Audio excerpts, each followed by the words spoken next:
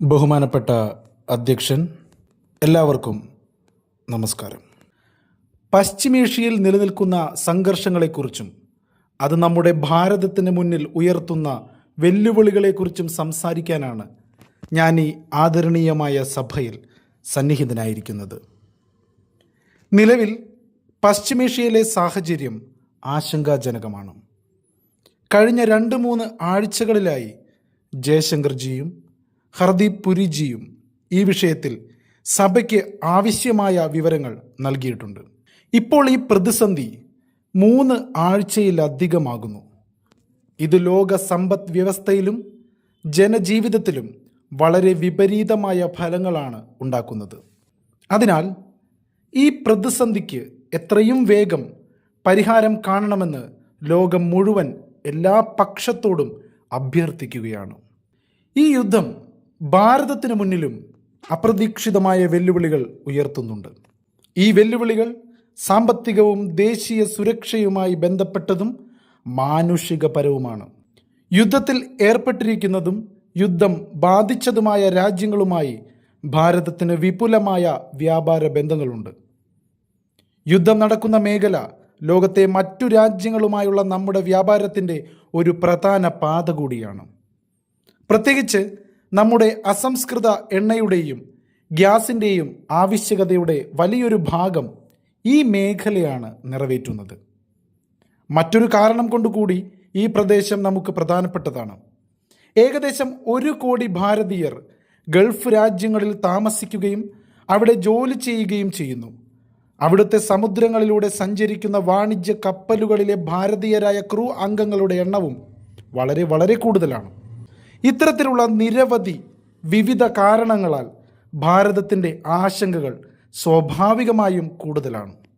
അതിനാൽ ഭാരതത്തിൻ്റെ പാർലമെൻറ്റിൽ നിന്ന് ഈ പ്രതിസന്ധിയെക്കുറിച്ച് ഏകകണ്ഠവും ഐക്യരൂപവുമുള്ള ഒരു ശബ്ദം ലോകത്തിന് മുന്നിൽ എത്തേണ്ടത് അത്യാവശ്യമാണ്.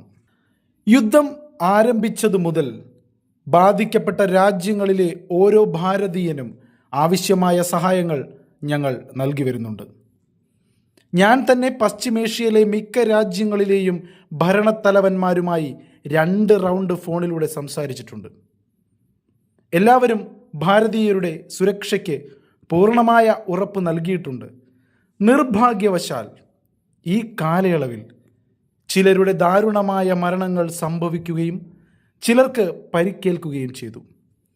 ഇത്തരം പ്രയാസകരമായ സാഹചര്യങ്ങളിൽ അവരുടെ കുടുംബാംഗങ്ങൾക്ക് ആവശ്യമായ സഹായങ്ങൾ നൽകി വരികയാണ്. പരിക്കേറ്റവർക്ക് മികച്ച ചികിത്സ ഉറപ്പാക്കുന്നുണ്ട്. ബാധിക്കപ്പെട്ട രാജ്യങ്ങളിലെ നമ്മുടെ എല്ലാ മിഷനുകളും ഭാരതീയരെ സഹായിക്കുന്നതിൽ നിരന്തരം ഏർപ്പെട്ടിരിക്കുകയാണ്. അവിടെ ജോലി ചെയ്യുന്ന ഭാരതീയരായാലും വിനോദസഞ്ചാരത്തിന് പോയവരായാലും എല്ലാവർക്കും സാധ്യമായ എല്ലാ സഹായങ്ങളും നൽകി വരുന്നുണ്ട്. നമ്മുടെ മിഷനുകൾ കൃത്യമായി അഡ്വൈസറികൾ പുറപ്പെടുവിക്കുന്നുണ്ട്. ഇവിടെ ഭാരതത്തിലും മറ്റു ബാധിക്കപ്പെട്ട രാജ്യങ്ങളിലും 24/7 കൺട്രോൾ റൂമുകളും അടിയന്തര ഹെൽപ്പ് ലൈനുകളും സ്ഥാപിച്ചിട്ടുണ്ട്. ഇവയിലൂടെ ബാധിക്കപ്പെട്ട എല്ലാവർക്കും വേഗത്തിലുള്ള വിവരങ്ങൾ നൽകി വരികയാണ്. പ്രതിസന്ധി ഘട്ടങ്ങളിൽ സ്വദേശത്തും വിദേശത്തുമുള്ള ഭാരതീയരുടെ സുരക്ഷ നമ്മുടെ ഏറ്റവും സുപ്രധാനമായ മുൻഗണനയാണ്. യുദ്ധം തുടങ്ങിയതു മുതൽ ഇതുവരെ 3,75,000-ത്തിലധികം ഭാരതീയർ സുരക്ഷിതമായി തന്നെ ഭാരതത്തിലേക്ക് തിരിച്ചെത്തിയിട്ടുണ്ട്. ഇറാനിൽ നിന്ന് മാത്രം ഇതുവരെ 1000 ഭാരതീയർ സുരക്ഷിതമായി മടങ്ങിയെത്തി. ഇതിൽ 700-ലധികം പേർ മെഡിക്കൽ പഠനം നടത്തുന്ന യുവാക്കളാണ്. ഗൾഫ് രാജ്യങ്ങളിലെ ഭാരതീയ സ്കൂളുകളിൽ 10,000-കണക്കിന് വിദ്യാർത്ഥികൾ പഠിക്കുന്നുണ്ട്. CBSE അത്തരം എല്ലാ ഭാരതീയ സ്കൂളുകളിലും നടക്കേണ്ടിയിരുന്ന 10ാം ക്ലാസ് 12ാം ക്ലാസ് പരീക്ഷകൾ റദ്ദാക്കിയിട്ടുണ്ട്. ഈ കുട്ടികളുടെ പഠനം തടസ്സമില്ലാതെ തുടരുന്നതിനായി CBSE ഉചിതമായ നടപടികൾ സ്വീകരിക്കുന്നുണ്ട്. മാന്യരെ, ഭാരതത്തിലേക്ക് വലിയ അളവിൽ അസംസ്കൃത എണ്ണ, ഗ്യാസ്, വളം തുടങ്ങിയ അവശ്യ വസ്തുക്കൾ ഹോർമൂസ് കടലിടുക്ക് വഴിയാണ് എത്തുന്നത്. യുദ്ധത്തിന് ശേഷം ഹോർമൂസ് കടലിടുക്കിലൂടെയുള്ള കപ്പൽ ഗതാഗതം വലിയ വെല്ലുവിളിയായി മാറിയിരിക്കുകയാണ്. എന്നിരുന്നാലും പെട്രോൾ, ഡീസൽ, ഗ്യാസ് എന്നിവയുടെ വിതരണം വലിയ തോതിൽ ബാധിക്കപ്പെടാതിരിക്കാൻ നമ്മുടെ സർക്കാർ പരിശ്രമിക്കുന്നുണ്ട്. രാജ്യത്തെ സാധാരണ കുടുംബാംഗങ്ങൾക്ക് ഉണ്ടാകുന്ന പ്രയാസം കുറയ്ക്കാനാണ് നമ്മുടെ പ്രധാന ശ്രദ്ധ. രാജ്യത്തിന് ആവശ്യമായ LPGയുടെ 60% ഇറക്കുമതി ചെയ്യുകയാണെന്ന് നമുക്കറിയാം. വിതരണത്തിലെ അനിശ്ചിതത്വം കാരണം സർക്കാർ LPGയുടെ ആഭ്യന്തര ഉപയോഗത്തിന് മുൻഗണന നൽകിയിട്ടുണ്ട്. ഒപ്പം LPGയുടെ ആഭ്യന്തര ഉൽപ്പാദനവും വർദ്ധിപ്പിച്ചു വരുന്നു. പെട്രോൾ, ഡീസൽ വിതരണം രാജ്യത്തുടനീളം സുഗമമായി നടക്കുന്നുണ്ടെന്ന് ഉറപ്പാക്കാൻ നിരന്തരമായ പ്രവർത്തനം നടക്കുന്നു. ഇന്നത്തെ ഈ സാഹചര്യങ്ങളിൽ ഊർജ്ജ സുരക്ഷയ്ക്കായി കഴിഞ്ഞ ദശകത്തിൽ സ്വീകരിച്ച നടപടികൾ കൂടുതൽ പ്രസക്തമായിരിക്കുകയാണ്. കഴിഞ്ഞ 11 വർഷത്തിനിടയിൽ ഭാരതം അതിൻ്റെ ഊർജ്ജ ഇറക്കുമതി വൈവിധ്യവൽക്കരിച്ചു. മുൻപ് അസംസ്കൃത എണ്ണ, LNG, LPG തുടങ്ങിയ ഊർജ്ജ ആവശ്യങ്ങൾക്കായി 27 രാജ്യങ്ങളിൽ നിന്നാണ് ഇറക്കുമതി ചെയ്തിരുന്നത്. എന്നാൽ ഇന്ന് ഭാരതം 41 രാജ്യങ്ങളിൽ നിന്ന് ഊർജം ഇറക്കുമതി ചെയ്യുന്നു. കഴിഞ്ഞ ദശകത്തിൽ ഇത്തരം പ്രതിസന്ധി ഘട്ടങ്ങൾക്കായി അസംസ്കൃത എണ്ണ സംഭരണത്തിനും ഭാരതം മുൻഗണന നൽകിയിരുന്നു.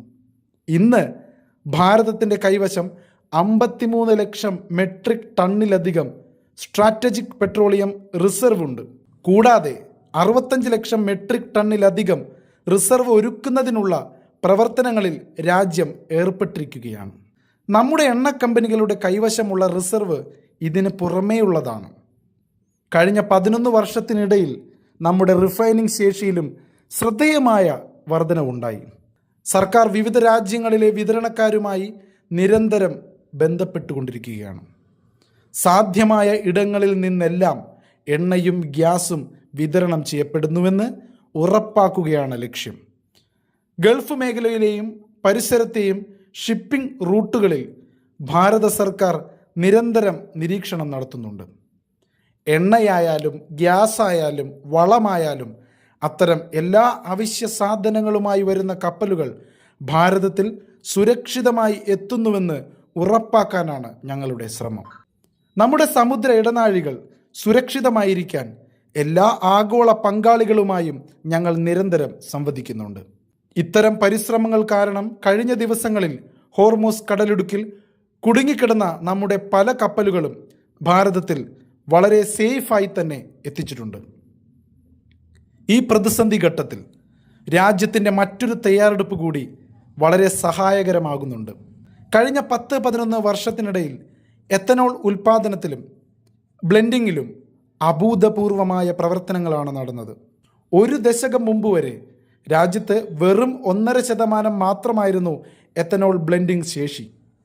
ഇന്ന് നമ്മൾ പെട്രോളിൽ 20% എത്തനോൾ ബ്ലെൻഡിങ്ങിലേക്ക് എത്തിക്കൊണ്ടിരിക്കുകയാണ്. ഇതിലൂടെ പ്രതിവർഷം ഏകദേശം 4 കോടി ബാരൽ എണ്ണ ഇറക്കുമതി കുറയ്ക്കാൻ സാധ്യമാകുന്നു. അതുപോലെ റെയിൽവേയുടെ വൈദ്യുതീകരണവും വലിയ ഗുണം ചെയ്യുന്നുണ്ട്.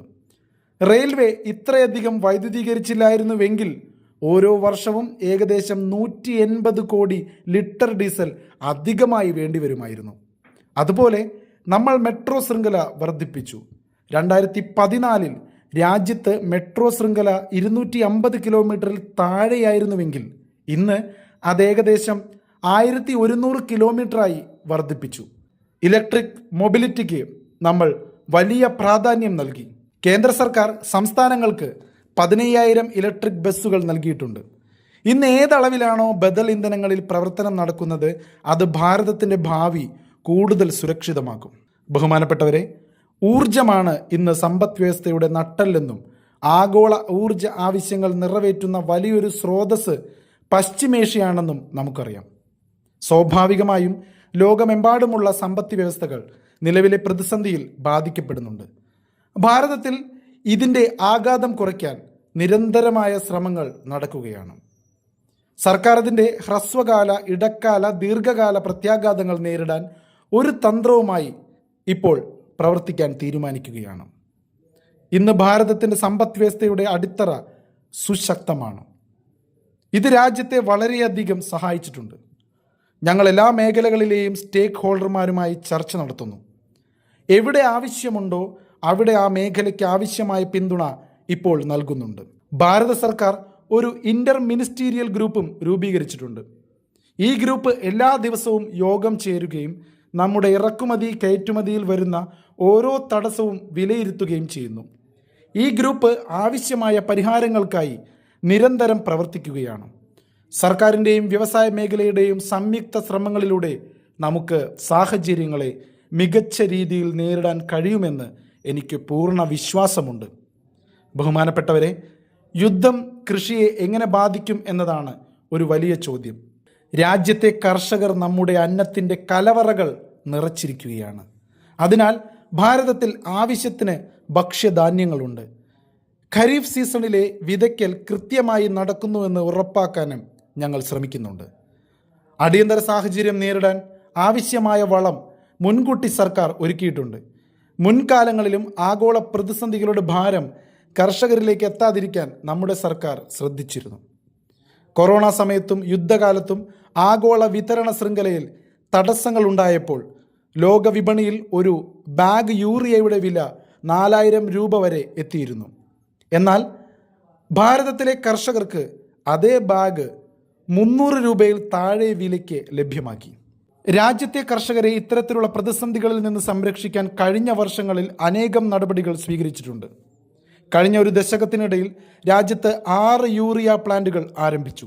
ഇതിലൂടെ പ്രതിവർഷം 76 ലക്ഷം മെട്രിക് ടണ്ണിലധികം യൂറിയ ഉൽപ്പാദനശേഷി കൈവരിച്ചു. ഈ കാലയളവിൽ DAP, NPKS തുടങ്ങിയ വളങ്ങളുടെ ആഭ്യന്തര ഉൽപ്പാദനം ഏകദേശം 50 ലക്ഷം മെട്രിക് ടണ്ണോളം വർദ്ധിപ്പിച്ചു. അതുമാത്രമല്ല, എണ്ണയെയും ഗ്യാസിനെയും പോലെ വളത്തിൻ്റെ ഇറക്കുമതിയും വൈവിധ്യവൽക്കരിച്ചു. DAP, NPK ഇറക്കുമതികൾക്കായി നമ്മൾ മറ്റ് ഓപ്ഷനുകളും വികസിപ്പിച്ചു. രാജ്യത്തെ കർഷകർക്ക് made in India nano urea എന്ന ഓപ്ഷനും സർക്കാർ നൽകിയിട്ടുണ്ട്. കർഷകരെ പ്രകൃതിദത്ത കൃഷിയിലേക്ക് സർക്കാർ പ്രോത്സാഹിപ്പിക്കുകയാണ്. PM കിസാൻ കുസും പദ്ധതി പ്രകാരം കർഷകർക്ക് 22 ലക്ഷത്തിലധികം സോളാർ പമ്പുകൾ നൽകി. ഇതിലൂടെ ഡീസലിനോടുള്ള അവരുടെ ആശ്രയത്വം കുറഞ്ഞു. കർഷകരെ സഹായിക്കാൻ സർക്കാർ എന്നും കൂടെയുണ്ടാകുമെന്ന് ഈ സഭയിലൂടെ ഞാൻ ഉറപ്പു നൽകുകയാണ്. ബഹുമാനപ്പെട്ടവരെ, യുദ്ധത്തിൻ്റെ മറ്റൊരു വെല്ലുവിളി ഭാരതത്തിൽ വേനൽക്കാലം തുടങ്ങുകയാണ് എന്നതാണ്. വരും ദിവസങ്ങളിൽ ചൂട് കൂടുന്നതോടെ വൈദ്യുതിയുടെ ആവശ്യകതയും വർദ്ധിക്കും. നിലവിൽ രാജ്യത്തെ എല്ലാ പവർ പ്ലാന്റുകളിലും ആവശ്യത്തിന് കൽക്കരി ശേഖരം ലഭ്യമാണ്. തുടർച്ചയായ 2ാം വർഷവും 100 കോടി ടൺ കൽക്കരി ഉൽപ്പാദിപ്പിച്ച് ഭാരതം റെക്കോർഡ് സൃഷ്ടിച്ചിരിക്കുകയാണ്. വൈദ്യുതി ഉൽപ്പാദനം മുതൽ വിതരണം വരെയുള്ള എല്ലാ സംവിധാനങ്ങളും നിരന്തരം നിരീക്ഷിക്കുന്നുണ്ട്. സർക്കാരിൻ്റെ തയ്യാറെടുപ്പുകൾക്ക് പുനരുപയോഗ ഊർജത്തിൽ നിന്നും സഹായം ലഭിച്ചിട്ടുണ്ട്. കഴിഞ്ഞ ദശകത്തിൽ പുനരുപയോഗ ഊർജ മേഖലയിൽ രാജ്യം വലിയ ചുവടുവയ്പ്പുകൾ നടത്തി. ഇന്ന് നമ്മുടെ ആകെ ഇൻസ്റ്റാൾഡ് പവർ ജനറേഷൻ ശേഷിയുടെ പകുതിയും പുനരുപയോഗ സ്രോതസ്സുകളിൽ നിന്നാണ് വരുന്നത്. നമ്മുടെ ആകെ പുനരുപയോഗ ശേഷി ഇന്ന് 250 ജിഗാവാട്ട് എന്ന ചരിത്രപരമായ കണക്ക് പിന്നിട്ടിരിക്കുകയാണ്. കഴിഞ്ഞ 11 വർഷത്തിനിടയിൽ രാജ്യം അതിൻ്റെ സോളാർ പവർ ശേഷി ഏകദേശം 3 ജിഗാവാട്ടിൽ നിന്ന് 140 ജിഗാവാട്ടിലേക്ക് എത്തിച്ചു. കഴിഞ്ഞ വർഷങ്ങളിൽ രാജ്യത്ത് ഏകദേശം 40 ലക്ഷം റൂഫ് ടോപ്പ് സോളാറുകൾ സ്ഥാപിച്ചു. ഇതിൽ PM സൂര്യഗർ മുക്ത് ബിജിലി യോജനയിലൂടെ ജനങ്ങൾക്ക് വലിയ സഹായം ലഭിച്ചു. ഗോവർദ്ധൻ പദ്ധതിക്ക് കീഴിൽ രാജ്യത്ത് ഇന്ന് 200 കംപ്രസ്ഡ് ബയോഗ്യാസ് പ്ലാന്റുകൾ പ്രവർത്തിച്ചു തുടങ്ങിയിട്ടുണ്ട്. ഈ പരിശ്രമങ്ങളെല്ലാം ഇന്ന് രാജ്യത്തിന് ഗുണകരമാകുന്നു. ഭാവിയിലേക്കുള്ള തയ്യാറെടുപ്പുകൾ വർദ്ധിപ്പിച്ചുകൊണ്ട് ന്യൂക്ലിയർ എനർജി ഉൽപ്പാദനത്തെയും സർക്കാർ പ്രോത്സാഹിപ്പിക്കുകയാണ്. കുറച്ച് ദിവസങ്ങൾക്ക് മുമ്പ് സ്മോൾ ഹൈഡ്രോ പവർ ഡെവലപ്മെൻറ്റ് സ്കീമിനും പച്ചക്കൊടി കാട്ടിയിട്ടുണ്ട്. ഇതിലൂടെ അടുത്ത 5 വർഷത്തിനുള്ളിൽ 1500 മെഗാവാട്ട് പുതിയ ഹൈഡ്രോ പവർ ശേഷി കൂട്ടിച്ചേർക്കും. ബഹുമാനപ്പെട്ടവരെ, ഡിപ്ലോമസിയെ സംബന്ധിച്ചിടത്തോളം ഭാരതത്തിൻ്റെ നിലപാട് വ്യക്തമാണ്. തുടക്കം മുതൽ തന്നെ ഈ സംഘർഷത്തിൽ നമ്മൾ ആഴത്തിലുള്ള ആശങ്ക പ്രകടിപ്പിച്ചിട്ടുണ്ട്. ഞാൻ തന്നെ പശ്ചിമേഷ്യയിലെ ബന്ധപ്പെട്ട എല്ലാ നേതാക്കളുമായും സംസാരിച്ചു. സംഘർഷം കുറയ്ക്കാനും യുദ്ധം അവസാനിപ്പിക്കാനും ഞാൻ എല്ലാവരോടും അഭ്യർത്ഥിച്ചിട്ടുണ്ട്. സാധാരണ പൗരന്മാർക്കും ഊർജ്ജ ഗതാഗത സംവിധാനങ്ങൾക്കും നേരെയുള്ള ആക്രമണങ്ങളെ ഭാരതം എതിർക്കുന്നു. വാണിജ്യ കപ്പലുകൾക്ക് നേരെയുള്ള ആക്രമണവും ഹോർമൂസ് കടലിടുക്ക് പോലുള്ള അന്താരാഷ്ട്ര ജലപാതകളിലെ തടസ്സങ്ങളും അംഗീകരിക്കാനാവുന്നതല്ല. ഡിപ്ലോമസിയിലൂടെ ഈ യുദ്ധാന്തരീക്ഷത്തിലും ഭാരതീയ കപ്പലുകളുടെ സുരക്ഷിതമായ യാത്രയ്ക്കായി ഭാരതം നിരന്തരം പരിശ്രമിക്കുകയാണ്. ഭാരതം എപ്പോഴും മാനവികതയുടെ താല്പര്യത്തിനും സമാധാനത്തിനും വേണ്ടിയാണ് ശബ്ദം ഉയർത്തുന്നത്. ചർച്ചകളും നയതന്ത്രവുമാണ് ഈ പ്രശ്നത്തിനുള്ള പരിഹാരമെന്ന് ഞാൻ വീണ്ടും പറയുന്നു. സംഘർഷം കുറയ്ക്കാനും ഈ പോരാട്ടം അവസാനിപ്പിക്കാനുമാണ് ഞങ്ങളുടെ ഓരോ ശ്രമവും. ഈ യുദ്ധത്തിൽ ആരുടെ ജീവനും അപകടത്തിലാകുന്നത് മാനവികതയ്ക്ക് നിരക്കുന്നതല്ല. അതിനാൽ എല്ലാ പക്ഷത്തെയും എത്രയും വേഗം സമാധാനപരമായ പരിഹാരത്തിന് പ്രേരിപ്പിക്കാനാണ് ഭാരതത്തിൻ്റെ ശ്രമം. അധ്യക്ഷൻ, മറ്റു ബഹുമാനപ്പെട്ട അംഗങ്ങളെ, ഇത്തരം പ്രതിസന്ധികൾ വരുമ്പോൾ ചില ഘടകങ്ങൾ ഇതിനെ തെറ്റായ രീതിയിൽ മുതലെടുക്കാൻ ശ്രമിക്കും. അതിനാൽ ക്രമസമാധാനം ഉറപ്പാക്കുന്ന എല്ലാ ഏജൻസികളെയും അതീവ ജാഗ്രതയിൽ നിർത്തിയിട്ടുണ്ട്. തീരദേശ സുരക്ഷയായാലും ബോർഡർ സുരക്ഷയായാലും സൈബർ സുരക്ഷയായാലും സ്ട്രാറ്റജിക് ഇൻസ്റ്റാളേഷനുകളിലായാലും എല്ലാത്തിൻ്റെയും സുരക്ഷ കൂടുതൽ ശക്തമാക്കുന്നുണ്ട്. ഈ യുദ്ധം കാരണം ലോകത്തുണ്ടായ പ്രയാസകരമായ സാഹചര്യങ്ങൾ ദീർഘകാലം നിലനിൽക്കാൻ സാധ്യതയുണ്ട്. അതിനാൽ നമ്മൾ സജ്ജരായിരിക്കണം. നമ്മൾ ഒറ്റക്കെട്ടായി നിൽക്കണം. കൊറോണ സമയത്തും നമ്മൾ ഐക്യത്തോടെ ഇത്തരം വെല്ലുവിളികളെ നേരിട്ടിട്ടുണ്ട്. ഇനി നമ്മൾ വീണ്ടും അതേപോലെ തയ്യാറായിരിക്കേണ്ടതുണ്ട്. ക്ഷമയോടെയും സംയമനത്തോടെയും ശാന്തമായ മനസ്സോടെയും നമുക്ക് ഓരോ വെല്ലുവിളിയെയും നേരിടണം. ഇതാണ് നമ്മുടെ അടയാളം. ഇതാണ് നമ്മുടെ കരുത്ത്. അതെ, നമ്മൾ വളരെ കരുതലോടെയും ജാഗ്രതയോടെയും ഇരിക്കണം. സാഹചര്യം മുതലെടുക്കുന്നവർ കള്ളങ്ങൾ പ്രചരിപ്പിക്കാൻ ശ്രമിക്കും. അത്തരക്കാരുടെ ശ്രമങ്ങളെ വിജയിപ്പിക്കാൻ അനുവദിക്കരുത്. ഈ സഭയിലൂടെ രാജ്യത്തെ എല്ലാ സംസ്ഥാന സർക്കാരുകളോടും ഞാൻ അഭ്യർത്ഥിക്കുന്നു, ഇത്തരം സമയങ്ങളിൽ കരിഞ്ചന്തക്കാരും പൂഴ്ത്തിവെപ്പുകാരും സജീവമാകും. ഇതിനായി കർശനമായ നിരീക്ഷണം അത്യാവശ്യമാണ്. എവിടെ നിന്നെങ്കിലും പരാതികൾ വന്നാൽ അവിടെ ഉടൻ നടപടി സ്വീകരിക്കണം. രാജ്യത്തെ ഓരോ സർക്കാരും ഓരോ പൗരനും ഒത്തുചേർന്ന് പ്രവർത്തിക്കുമ്പോൾ നമുക്ക് ഏതു വെല്ലുവിളിയെയും നേരിടാൻ സാധിക്കും. ഈയൊരു അഭ്യർത്ഥനയോടെ ഞാൻ എൻ്റെ പ്രസംഗം അവസാനിപ്പിക്കുകയാണ്. വളരെയധികം നന്ദി.